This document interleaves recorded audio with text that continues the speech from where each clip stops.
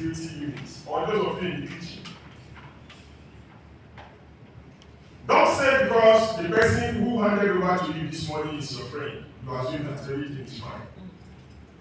Do you understand? Yes. As soon as you take over duty, it is your new responsibility to conduct a risk assessment. For the security team, you do what is called the patrol. You patrol around and check. Because if the person you relieved, if the person handed over to you has gone home, and then the management now discovered, we get one tire here. Where is the tire? And then in your taking over note, you have already signed that you have taken over. Everything was perfect when you took over. Do you have any other excuse? No. Even in law, documentary evidence is admissible in court. It means you have just volunteered to buy a new tire. Then again, you can conduct it weekly. Do you understand? You can conduct monthly, you can conduct before buying a new or renovated facility. Don't assume that two buildings are the same because they are prototype. No. Some buildings, the fire-resistant materials used to make some buildings are higher than others. Some are lower than others. So you have to find out their peculiarities and make adjustments. Then again, when you have new untrained staff drafted to your facility, do not say because somebody studied hospitality education in school, in the university, then the person is now brought here as a core member. You say, I'm waiting to study for school and we don't need to teach them. And lie. Some of them block their ways through. You understand? You have to teach them, conduct a risk assessment. For every employee you bring into your organization, he's coming with a different level of hazard. You understand? You have to reorientate that person. Fine-tune that person to what you want. That is risk assessment. Let's go to the next topic, fire prevention, fire safety management techniques. I'll quickly run through this.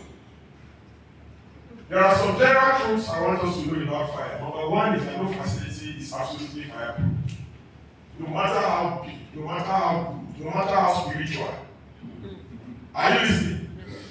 No facility is absolutely fireproof. He said, no, by the grace of God, nothing like that will happen here. If you don't take time, even in heaven, they will be using extinguishers. Number two, fire and flames will spread in a building, both vertically and horizontally. When you light a matchstick or a lighter, the smoke first of all goes up before it begins to form thermal layering. If you want to know, use your lighter, strike it, let that smoke begin to go up, cover it with your hand. Once it gets here, it will begin to spread. Do you understand? Then it makes it an IDLH environment. An IDLH environment, according to the Occupational Safety and Health Association, is an environment that is immediately dangerous to life and health.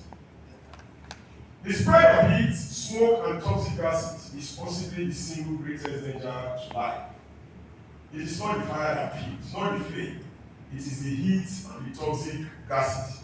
Everything we are putting on here, everything in this building is made up of chemicals. And those chemicals are toxic in nature.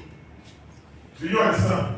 When any of them is exposed to fire, it will begin to give off its own dangers. That is what kills. The smoke and toxic gases are responsible for 66% of death from fires in buildings. Not the flame itself, but the smoke and the gases. On-site early detection of a fire is absolutely essential. Any fire you cannot detect when it's small. Mind you, it may be difficult for you to fight that fire. So that is why we need to talk about fire prevention. The use of a building will influence the degree of hazard. What do you use your building for? What type of occupants do you have? For example, the level of fire safety you have to park in will be different from the level of fire safety you have in Yaba left. Am I right? Yes, Because you have people here who still have functional brains. They're there, even the doctors, they don't think normal because they constantly interface with their colleagues. The contents of a building are usually a more important factor in the start of the fire than the physical structure. What happens in the filling station when there is fire will be different from what will happen in the residence when there is fire, because that place everywhere is saturated with flammable materials. Very often, only a few minutes passes between the beginning of combustion and the development of a destructive fire. In fire development, you have 4 major stages. You start a fire here. Maybe you wanted to cook something. It starts from this small stage you call the point of ignition.